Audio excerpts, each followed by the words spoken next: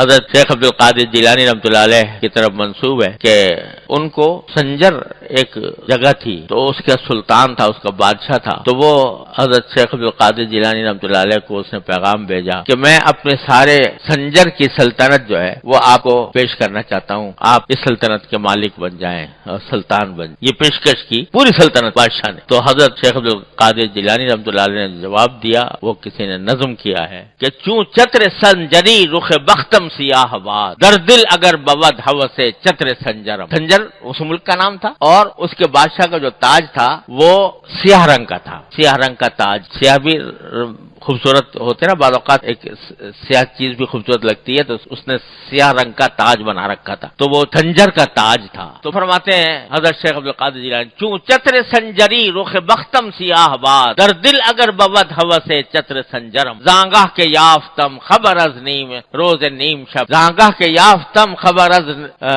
ملک نیم شب، من ملک نیم روز بدانگے نمی خرم. وہ جو سلطنت تھی سنجر کی، اس کا ایک علاقہ تھا جس کو نیمروز کہلاتا. نیمروز کے لفظی معنی فارسی میں ہوتے ہیں آدھا دن. تو اس نیمروز کی سلطنت پیش کی تھی حضرت شیخ عبد القادر جیلانی رحمۃ اللہ علیہ کو. تو فرمایا کہ اگر میرے دل میں سنجر کے تاج کی ذرہ برابر بھی خواہش ہو تو میرے قسمت کا چہرہ اللہ تعالیٰ سنجر کے تاج کی طرح سیاہ کر دے. اگر میرے دل میں سنجر کے تاج کی ذرہ برابر بھی خواہش ہو تو اللہ میاں ایسا ہی میرا بخت، میری قسمت ایسی سیاہ کر دے جیسے سنجر کا تاج ہے. زانگاہ کے رافتم خبر از نیم ملک نیم شب، جب سے مجھے آدھی رات کی سلطنت ملی ہے، آدھی رات کی سلطنت ملی ہے، تو میں آدھے دن کی سلطنت کو ایک دمڑی کے عوض بھی خریدنے کو تیار نہیں. یہ نیمروز کے معنی تھے آدھا دن، اور وہ سلطنت تھا. تو نیمروز یعنی آدھے دن کی سلطنت میں ایک دمڑی کو بھی خریدنے کو تیار نہیں ہوں جب سے مجھے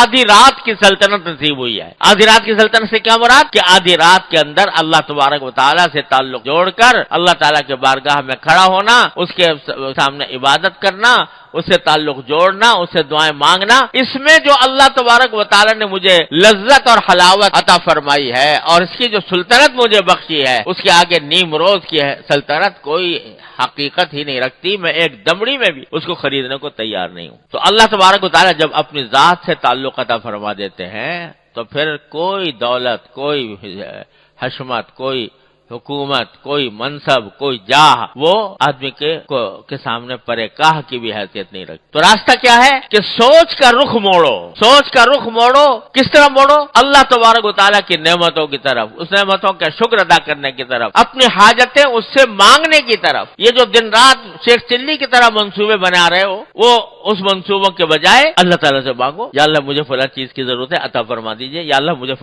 آپ نے اتنا کچھ عطا فرما رکھا ہے، پہلے میں اس کا شکر ادا کرتا ہوں اور پھر جو مجھے مطلوب ہے اللہ اس کو آپ سے مانگتا ہوں.